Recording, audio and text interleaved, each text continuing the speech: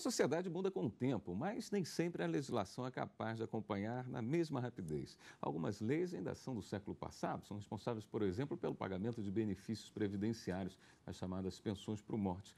Para falar sobre esse assunto, eu recebo aqui no estúdio a especialista em direito tributário, Ana Flávia Sandoval, e o economista Marcelo Caetano.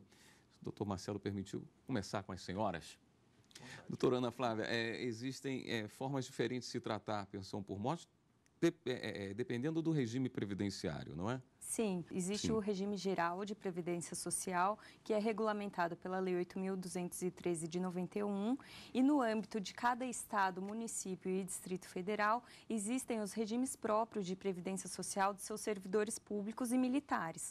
Cada ordenamento jurídico previdenciário no âmbito de cada ente da federação, existe um regramento próprio para o pagamento das pensões por morte. Mas, basicamente, a finalidade de todo esse regramento é contemplar os dependentes econômicos ou pessoas próximas, os familiares próximos do ex-servidor ou do participante desse plano, como uma forma de garantir uma segurança no caso do evento morte. Mas não existem alguns exageros? Eu não sei se a palavra seria exatamente essa. Quando você vê, por exemplo, casos de senhoras que são filhas de militares, vou citar um dos exemplos, e que, não casando, ficam assistidas durante toda uma vida.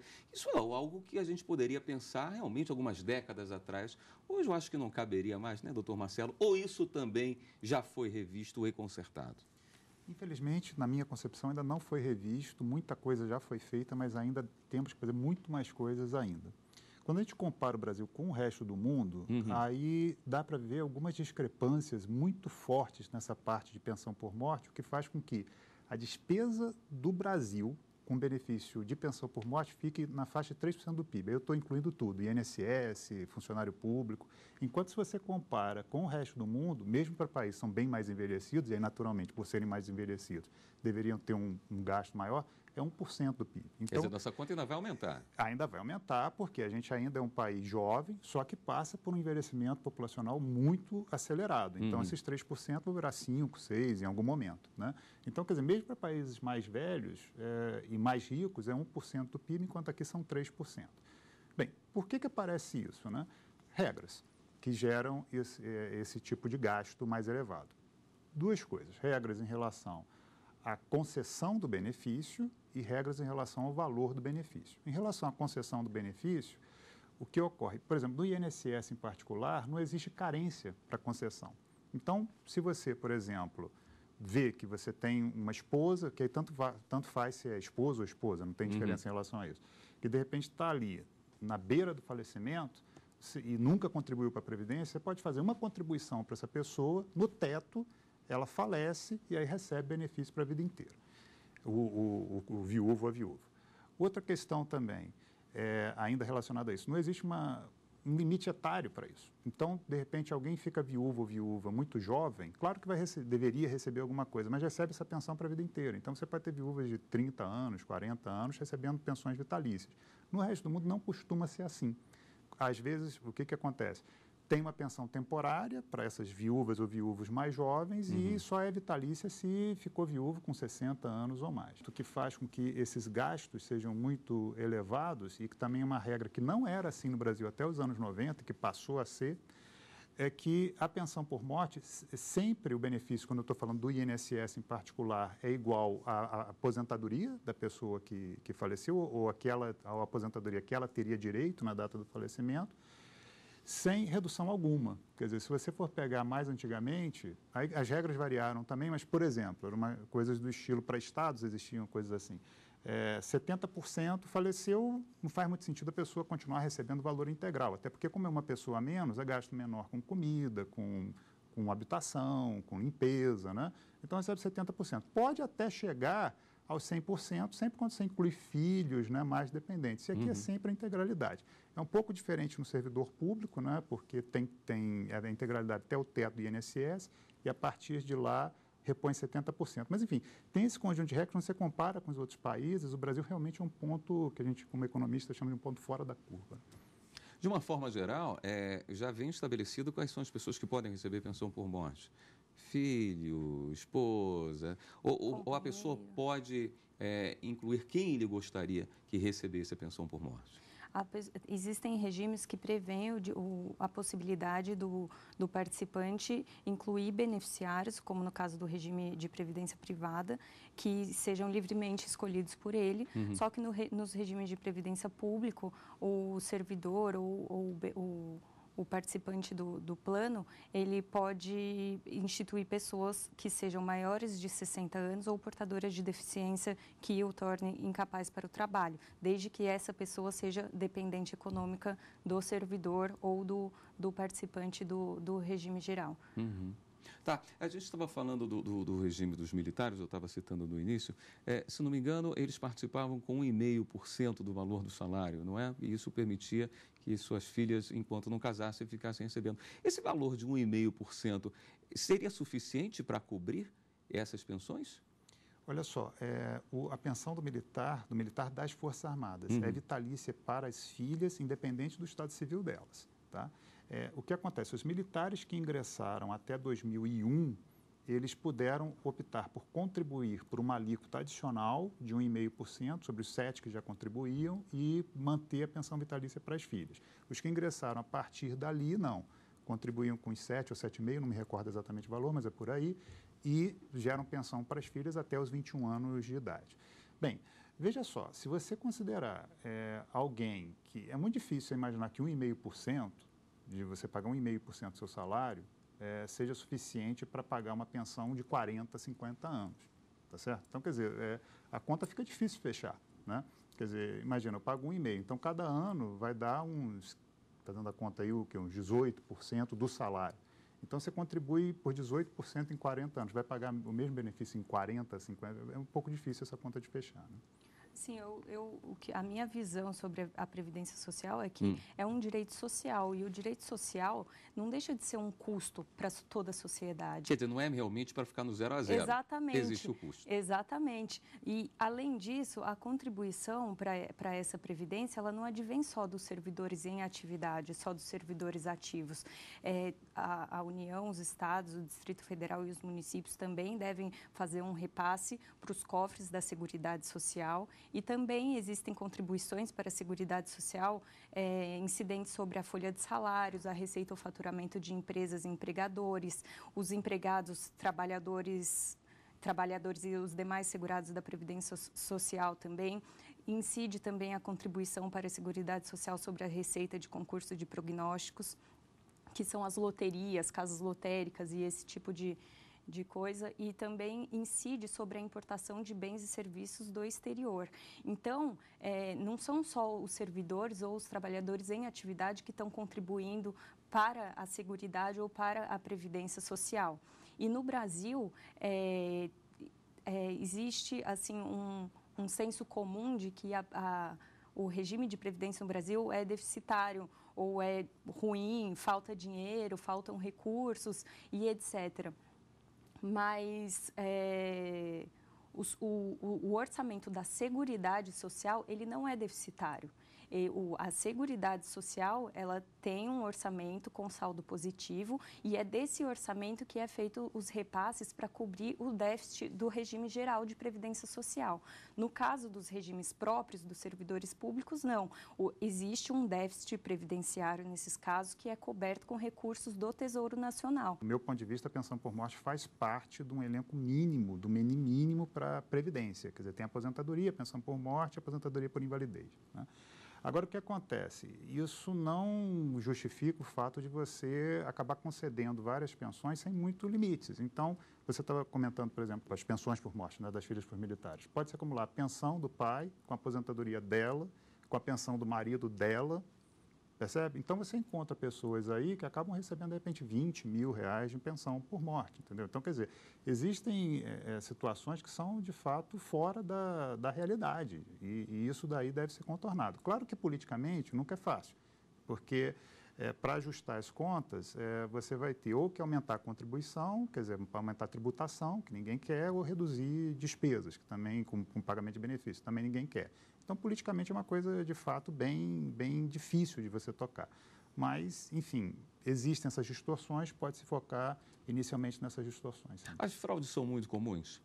Pode ser um ponto interessante para dar uma reequilibrada nessa balança?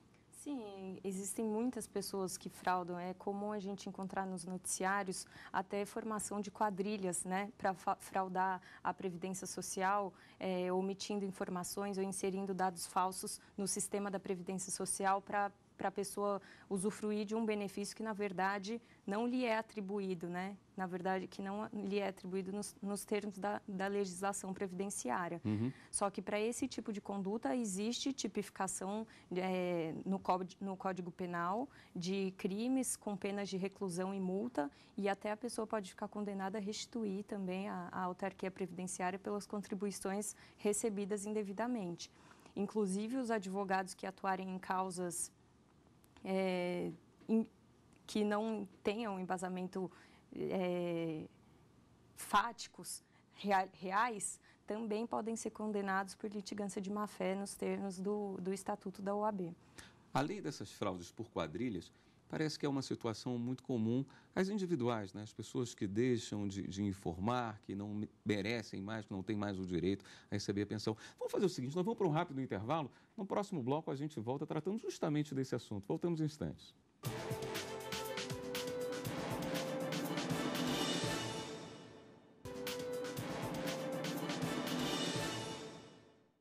O Fórum está de volta. Hoje estamos conversando sobre pensão por morte. Nós estávamos falando aqui dessas fraudes, que são situações que de vez em quando a gente se depara, de quadrilhas, mas às vezes a gente também ouve falar de pessoas, e com alguma frequência, de pessoas que deixam de informar que não têm mais o direito de receber a pensão. Eu gostaria até de saber dos senhores que tipo de fiscalização existe sobre essa situação, para evitar essa situação, e qual a penalidade para a pessoa que comete esse tipo de fraude. Mas eu acho que nós temos um VT aqui que trata sobre esse assunto. Vamos acompanhar primeiro. A pensionista do Departamento de Estradas e Rodagens faleceu em março de 2007, mas por quase um ano o órgão continuou pagando R$ 4.300 por mês. A irregularidade só foi descoberta após o cruzamento de dados enviados pelos cartórios. A neta, que era quem cuidava da idosa, não comunicou a morte da avó. A ação foi julgada pela segunda turma civil do Tribunal de Justiça do Distrito Federal. Os desembargadores confirmaram a sentença de primeira instância ao analisar o recebimento da pensão por parte da curadora, a responsável por alguém incapaz. Durante a ação, a ré alegou que recebeu pensão de boa-fé e que o benefício tem natureza alimentar. Apesar dos argumentos, ela foi condenada a devolver de forma corrigida todo o dinheiro recebido após o falecimento da avó, cerca de R$ 55 mil. Ao lançar esses fatos, vimos que havia uma fraude ali. Não havia a boa-fé e nenhuma coisa entre a boa-fé e a má-fé. Caracterizamos a má-fé bem característica no recebimento desses valores. Este professor explica que a neta deveria informar o DER a morte da pensionista. A lei das pensões só prevê o pagamento do benefício a dependentes econômicos, cônjuges e filhos. Vandré Amorim disse ainda que a boa-fé não foi comprovada. Caberia essa curadora fazer a comunicação, primeiro por um dever já moral, porque o dinheiro não pertencia a ela, e segundo porque a própria legislação exige essa comunicação imediata para que haja esse controle maior da administração. Bom, gostaria de fazer duas perguntas para os senhores. Devolver o dinheiro de forma corrigida é algo usual ou foi uma exceção? E se isso seria o suficiente? Os tribunais, eles têm observado muito a boa ou má fé do pensionista no recebimento da pensão e a dependência econômica desse beneficiário em relação ao benefício. Então, no caso, se for constatada a má fé do pensionista, normalmente os tribunais têm condenado a restituição dos valores recebidos indevidamente. Uhum. No entanto, se é verificado, averiguado que o pensionista realmente recebeu esses benefícios durante todo esse período de boa fé e que realmente dependem economicamente desse benefício para a sua sobrevivência, os tribunais não têm condenado a pessoa a restituir os cofres da Previdência, tendo em vista o caráter alimentar do benefício também. Entendo. Mas isso meio que incentiva, não é? Agora, tem uma forma mais preventiva de corrigir isso, em vez de tentar catar depois a pessoa para ver o problema, que é o quê? Na reportagem chegou a se colocar que o Distrito Federal, eu acho que, salvo engano, era o Distrito Federal, verificou isso por meio de um sistema. Esse sistema se chama SISOB. É um sistema de óbitos em que os cartórios informam a Dataprev. Certo. Então, esse problema no INSS, apesar de poder acontecer, é um pouco mais raro, porque o SISOB é da Dataprev, então já está tudo vinculado dentro do Ministério da Previdência Social. O que ocorre? Às vezes, alguns estados, alguns municípios não estão devidamente conveniados ou integrados a esse sistema. Então, essas fraudes elas são mais comuns em estados e municípios, né? Porque alguns deles não têm essa integração com o SISOB, desculpa. Quem faz o quê? Solicita um recadastramento a cada 12 meses? É pior. A melhor coisa, claro, o recadastramento até que deve ser feito, mas o principal é que a cada mês a Dataprev encaminha essa folha de novos óbitos e ele faz o cruzamento via CPF, com a folha de pagamentos que ele tem lá dos pensionistas. Então, esse é um problema que, com a tecnologia de hoje, é muito, não diria assim, que vai ser completamente resolvido, mas dá para ser muito bem minimizado. Entendo. Agora, também não pode ser feito, a gente também ouve falar de pessoas que não fazem um recadastramento, não ficam sabendo, que aí é cortado, né? Sim. A pensão, e aí inverte a situação, né? A pessoa tem que provar que ainda é merecedora disso, que aí seria uma forma maldosa e arbitrária, né, de se suspender uma pensão. É uma forma que as autarquias têm feito para manter atualizados os seus dados cadastrais, mas que, de uma certa forma, é arbitrário, né? E infringe um direito do beneficiário, né? Que, por algum motivo, não tenha tido a possibilidade ou não tenha tido a informação de ser obrigado a ir lá e manter e recadastrar ou atualizar os seus dados cadastrais. Mas é uma forma que as autarquias têm encontrado de tentar fazer esse monitoramento, né? Agora, existem umas atualizações, umas modificações dessas leis anteriores. Como é que fica a situação de quem hoje ainda é um beneficiário dessas leis que parecem hoje não serem mais cabíveis? Eles permanecem com ela até a morte, não é? Sim, existe uma súmula do Superior Tribunal de Justiça, que é a súmula 380, que entende que a lei aplicável, a lei previdenciária aplicável ao caso concreto é a lei vigente na data do óbito do ex-servidor. Então, existem muitos beneficiários hoje que recebem benefícios previstos por leis que foram elaboradas na década de 60 ou na década de 70. Sim. A lei pode ser revista, o benefício não. A primeira lei foi elaborada em 1970 e ela, né, essa primeira legislação contemplou o direito das filhas solteiras e dos filhos receberem o benefício previdenciário até 25 anos de idade se estivesse na faculdade. Exatamente, se matriculados em curso de nível superior. Em 2007, essa lei foi alterada e excluiu o direito, não abrangeu mais o direito das filhas solteiras e dos universitários até os 25 anos de idade. No entanto, existem filhas solteiras e estudantes universitários que adquiriram esse direito quando em vigor ainda essa primeira legislação. Posteriormente, em 98, foi publicada uma lei, que é a Lei 9717, que dispôs sobre os regimes próprios de previdência social dos servidores, e ela vedou todos os regimes próprios da União, dos estados, do Distrito Federal e do município a concessão de benefícios distintos dos benefícios previstos no regime geral de previdência social, Sim. que não contempla as filhas solteiras e que também não contempla os estudantes universitários até 25 anos de idade. Sob essa fundamentação, as autarquias previdenciárias vêm cancelando milhares de benefícios e de forma arbitrária. Muitas vezes, eles enviam um ofício para a residência do pensionista e, no dia seguinte, cancelam o benefício. Ou então, algumas outras vezes, eles ingressam pela via judicial para cancelar o benefício. Na maioria das vezes, quando esse cancelamento é feito pela via judicial, já ocorreu a decadência do direito da Fazenda rever esse ato, porque existe uma lei federal, que é a Lei 9784 de 91, que regulamenta o processo administrativo no âmbito da União Federal, que prevê um prazo de 5 anos para a administração pública rever seus atos. Passados esses 5 anos, o ato está convalidado. A administração não pode mais rever esse ato em respeito à segurança jurídica, ao ato jurídico perfeito e ao direito adquirido. E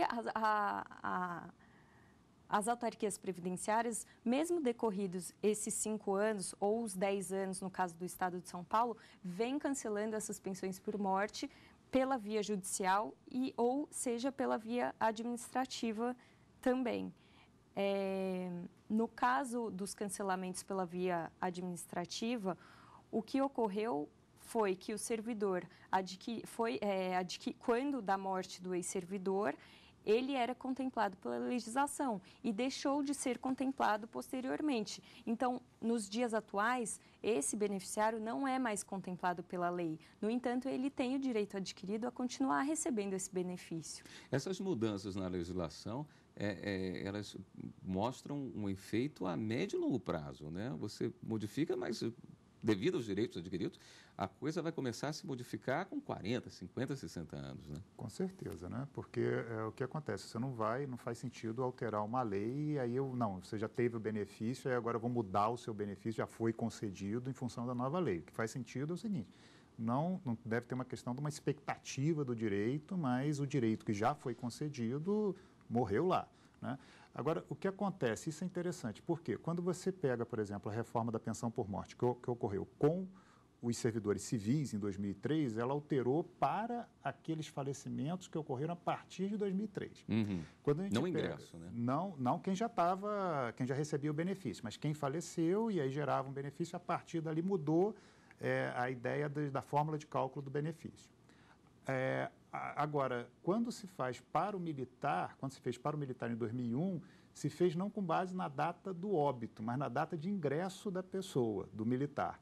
Então, veja, mesmo para o servidor civil, que considera a data do óbito, você começa a ter os efeitos financeiros a partir de 2003, mas todo o estoque já está lá. Então, é uma coisa de muito longo prazo. E quando você faz uma reforma do estilo do militar, que aí só vale para as pessoas que ingressaram depois daquela data, que, portanto, você pega o militar ingressando aí na faixa de 20 anos, mais ou menos, vai falecer lá com uns 80, então vai levar uns 60, 50 anos até o falecimento. Então, nesse caso em particular, você tem efeitos financeiros de muitíssimo longo prazo. Então, na elaboração da reforma, deve-se levar isso em consideração. Eu estava vendo que as pensões do funcionalismo público, se não me engano, hoje ficam na ordem de 4 bilhões de reais. Isso para a União é um número muito alto? Olha só, a despesa dos benefícios previdenciários como todo, independente se é da União, do Estado, de município ou do INSS, dá na faixa de 3% do PIB. Quando você pega União, Estados, aí fica na faixa de 1,5%. Quer dizer, é bastante coisa, né? Se você for considerar o seguinte, quando pega a despesa não só com pensão, mas com toda a previdência, dá 12% do PIB. A gente já arrecada, que já tem uma arrecadação muito alta, tributária como um todo, não só previdenciária, de 33%, 36% do PIB. Quer dizer, isso para países de renda média, como é o nosso caso, é muito alto. Isso é uma arrecadação do nível de país de renda elevada, né? Então, já tem uma tributação muito alta, o próprio governo já reconhece isso, você vê que há várias medidas de desoneração tributária por parte do governo federal, em parte reconhecimento das altas cargas tributárias. Então, a gente arrecada muito e gasta 1/3 de toda essa arrecadação com benefício previdenciário em um país que ainda é jovem. Então, quer dizer, isso daí vai crescer em função do próprio envelhecimento populacional, que é muito acelerado. Bom, eu gostaria de agradecer imensamente a presença dos senhores.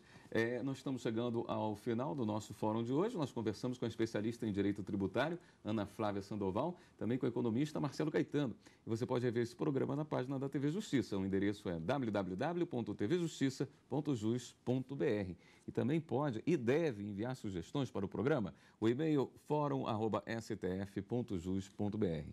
Até a próxima semana com mais uma edição do Fórum para você. Até lá.